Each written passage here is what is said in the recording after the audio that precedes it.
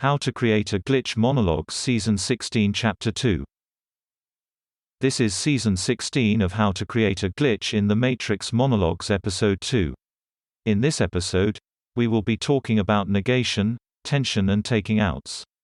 The negation of an impulse leads to tension, just as closed thoughts pair with open thoughts to produce tension.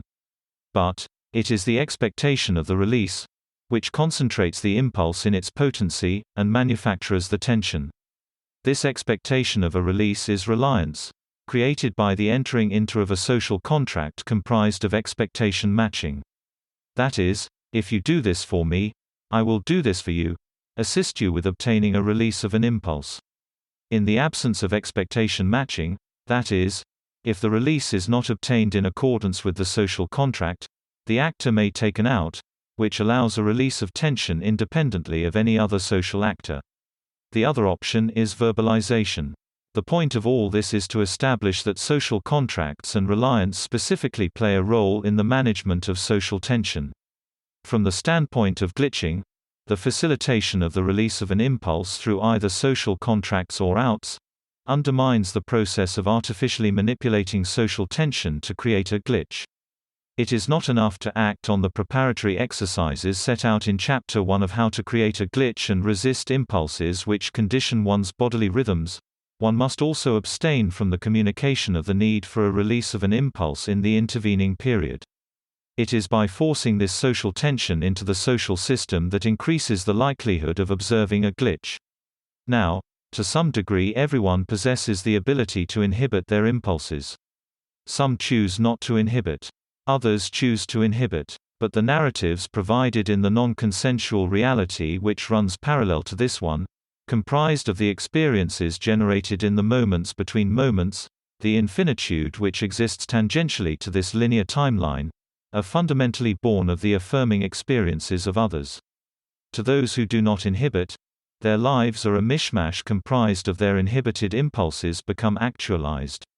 Their lives are a progressive process toward the expression of every feeling, every emotion, every impulse, conceived in pregnancy of each moment. Ironically, in the moments between time they express all, but these experiences disappear in the vacuum only to be reborn in the fabric of the linear timeline through deference. But to those who inhibit, their lives are constrained by the consensual. Tension created by their negation radiates out into the space between moments, polluting the purity of affirmatory narratives with dialectical impurity. Instead of engaging with others in the non-consensual, they turn away. Instead of affirming others' impulses, they negate. These negating thoughts, the tension of them, sends others scattering and alienated, alone. It is the source of the fragmentation, the origination of isolation, the source of our individuality. Now in the acting upon the affirming narratives of others, the incorporation of the non-consensual into the consensual, there is continuity between the internal states which are so described. This continuity is distinct from the continuity created by one's archetypal constellation. It is a personal, authentic continuity, which finds its root in the real moments between time, the non-consensual roots of our impulses. But it is a distinct alternative, a way of being which is continually unfolding from this moment to the next, stimulated by the experiences which have not yet happened, so to speak, and yet already have. It is not a legalistic form of existence. For in the adherence to principles of law or fact, there is certainty, there are clear lines which should not be crossed. Only in accepting that rules are meant to be broken, can one truly step outside the consensual. For although there is faith in this path, it is the faith of leaves scattering in the wind.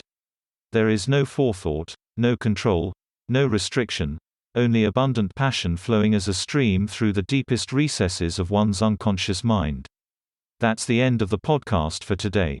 If you enjoyed it, please like, comment and subscribe.